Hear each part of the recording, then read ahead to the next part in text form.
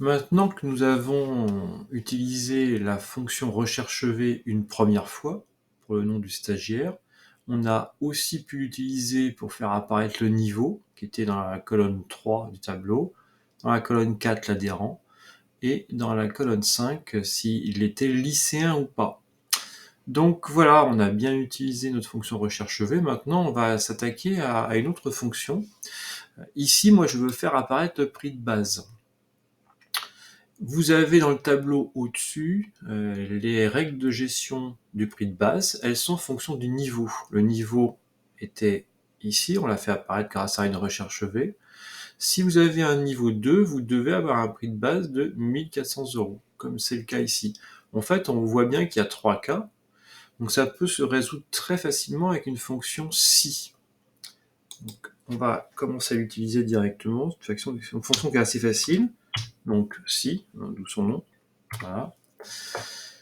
Premier cas qu'on va traiter, faut toujours les prendre les uns derrière les autres, hein, faut pas chercher de difficulté. Eh bien, on va, premier cas c'est le niveau 1, on va le dire, est-ce que le niveau qui est inscrit dans la case en C12, c'est bien un niveau 1? Donc, on va dire si ce qu'il y a dans la case C12, donc on écrit C12, est égal au chiffre 1, alors, donc le alors va introduire le deuxième argument. Vous vous rappelez que dans la fonction recherche V, on avait des arguments.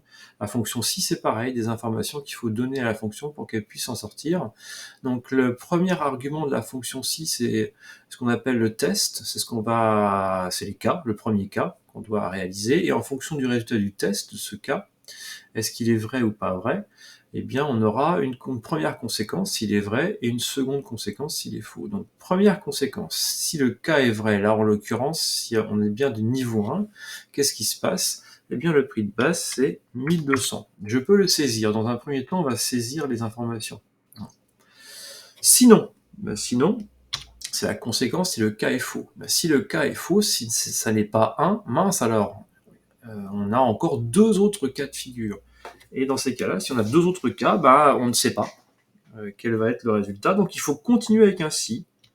Donc on continue. Dans ce deuxième argument, on va imbriquer une fonction si, une autre fonction si. Et ainsi de suite. Donc là, on va traiter, on les suit dans l'ordre. Le cas numéro 2, donc qu'est-ce qu'il faut que je reprenne? Je reprends ma cellule C12.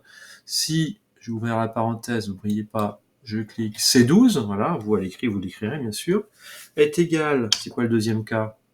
2, voilà, est égal à 2, point virgule, pour séparer l'argument. La conséquence si le cas est vrai, donc qu'est-ce qui se passe si C12 est bien égal à 2? Eh bien on le voit dans le tableau, le prix de base ce sera 1400. On écrit 1400. Sinon, eh bien si ça n'est pas 2, donc nous sommes dans le troisième argument de la deuxième fonction si, il faut un peu suivre, c'est sûr. Donc là, qu'est-ce qui se passe si ça n'est pas 2? Vous voyez bien qu'il ne nous reste plus qu'un seul cas finalement. On a déjà fait le 1 tout à l'heure, c'était 1200. On vient de faire le 2, c'est 1400. Il ne nous en reste plus qu'un.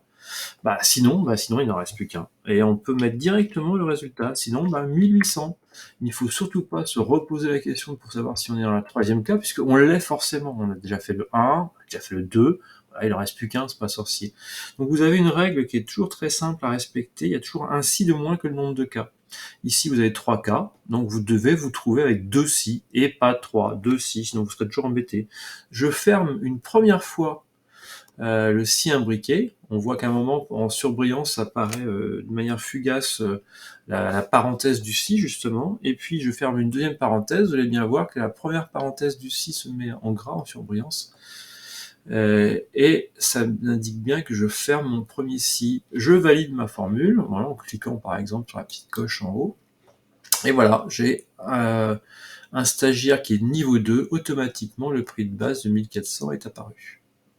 Donc voilà pour la fonction si, et là, en saisissant les valeurs. On peut aussi utiliser les valeurs qui sont déjà saisies dans le tableau. C'est plus intelligent parce que le jour où vous décidez de changer de prix de base, par exemple, ce ne sera pas pour le niveau 1 1200 mais 1250, vous allez être obligé de recommencer, de refaire toute votre formule de calcul. Donc on va reprendre la démarche, je vais supprimer la fonction si, oh mon dieu, voilà, tout ce travail pour rien, mais non, on fait jamais les choses pour rien. On recommence. Vous pouvez vous-même essayer de la retrouver en allant plus vite que moi, de tête, donc toujours égal.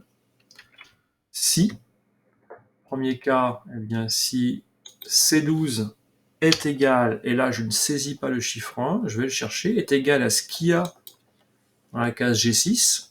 Voilà, le jour où je décide de changer les niveaux, c'est pas 1, 2, 3, ce sera BC, ça marchera.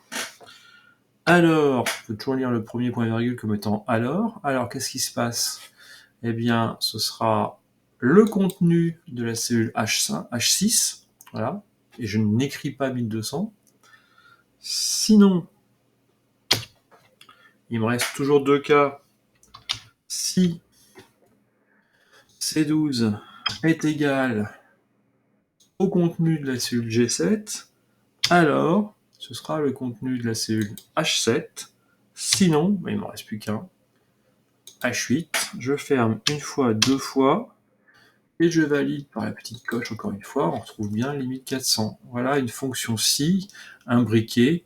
On l'a fait pour 3 cas, pour 2 cas il n'y aura pas d'imbrication, pour 4 cas vous aurez 3 si, etc. Donc le principe est assez simple. Voilà, c'est dans la poche.